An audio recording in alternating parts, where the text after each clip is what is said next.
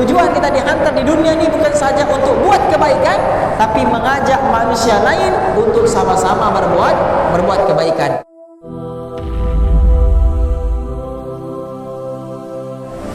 Tugas yang Allah Subhanahu wa taala letakkan pada diri kita di atas dunia ini bukan sahaja untuk berbuat kebaikan.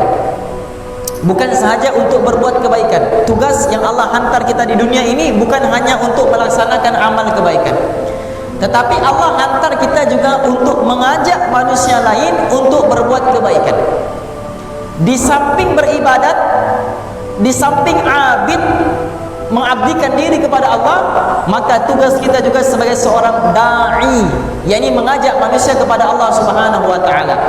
Nabi SAW bersabda dalam satu hadis, "Man qala la ilaha illallah fa huwa da'i."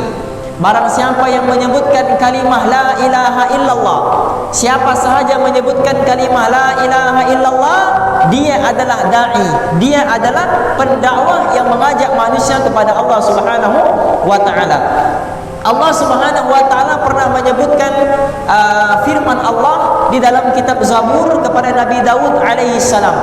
Allah kata, "Ya Daud, innahu sayati min ba'dika nabiyyun ismu Ahmad wa Muhammad, sadiqun sayyidan la aghdab alaihi abadan wa qad ghafartu lahu qabla an ya'siyani ma taqaddama min dhanbihi wa ma ta'akhkhar wa ummatuhu marhuma a'taytuhum minan nawafil mithla ma a'taytu al-anbiya wa farradtu alaihim al-fara'id mithla ma aftaradtu allati taraftu ala al-anbiya wal mursalin ila an qala hatta ya'tuni yawm al-qiyamah wujuhum mithla nuril anbiya."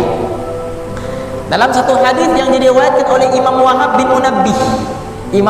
Munabbih, bahawa Allah Subhanahu wa taala berfirman kepada Nabi Daud alaihi salam dalam kitab Zabur. Allah kata, "Wahai Daud, akan datang selepas kematian kamu seorang nabi ataupun seorang rasul yang namanya Muhammad ataupun Ahmad."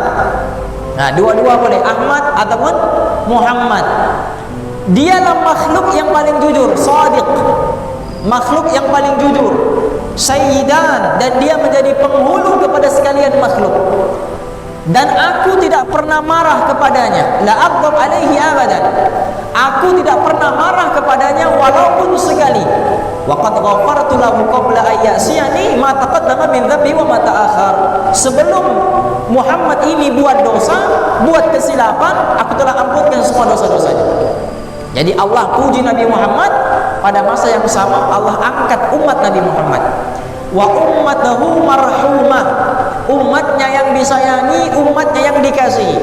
Aku berikan kepada umat ini nawafil. Apa dia nawafil? Sunat-sunat, amalan-amalan sunat yang aku berikan kepada para anbiya sebelum sebelum dia. Dan ini yang paling penting, wa faradtu alaihimul faraid, dan aku fardukan kepada umat ini, yakni umat Nabi Muhammad, kita lah, aku fardukan kepada umat ini kefarduan. Apa makna fardu? Wajib.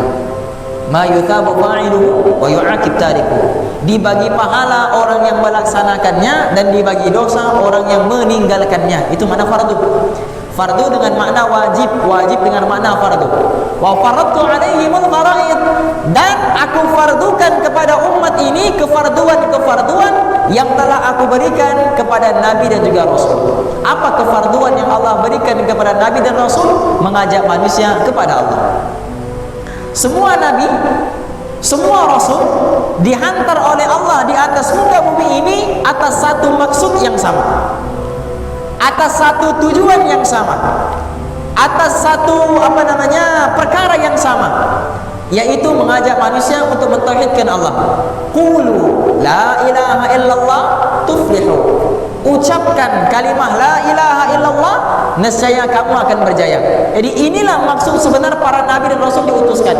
Jadi kita ini difardukan oleh Allah sama seperti kefarduan yang Allah berikan kepada nabi dan rasul, yaitu mengajak manusia kepada Allah. Hatta ya'tuni yaumil qiyamah, sehingga kan Allah bagi tahu kepada Nabi Daud, wahai Daud, sekiranya umat Nabi Muhammad itu Sekiranya umat Nabi Muhammad itu melaksanakan apa yang telah aku fardukan kepada mereka, yakni mengajak manusia kepada Allah Subhanahu wa taala, ya'tuni yaumal qiyamati wujuhum bithuduril anbiya. Mereka datang kepada aku di hari akhirat nanti, semua wajah mereka akan bercahaya seperti mana wajah para nabi alaihi wassalatu wassalam. Kita bukan nabi, kita bukan rasul, tapi buat kerja nabi, buat perkara yang nabi diutuskan, maka wajah kita bercahaya seperti mana wajah para anbiya alaihi wassalatu wassalam. Jadi tujuan kita dihantar di dunia ini bukan saja untuk buat kebaikan, tapi mengajak manusia lain untuk sama-sama berbuat kebaikan. La yu'minu ahadukum hatta yuhibba li akhihi ma yuhibbu li nafsihi. Tidak sempurna iman seseorang daripada kamu selagi mana dia tidak mencintai saudaranya lebih daripada dia mencintai dirinya sendiri. Kita solat, kawan kita tidak solat. Kita mau kawan kita solat seperti mana kita solat. Perkara kebaikan yang kita mampu untuk buat, kita usahakan juga kawan kita mampu untuk buat. Kalau kita dapat baca Al-Quran, kita mau kawan kita juga dapat baca Al-Quran. Kalau kita dapat zikir kepada Allah, kita mau kawan kita juga, saudara kita juga dapat zikir kepada Allah Subhanahu wa taala. Kebaikan yang kita lakukan, kita mau orang lain juga dapat kebaikan yang sama.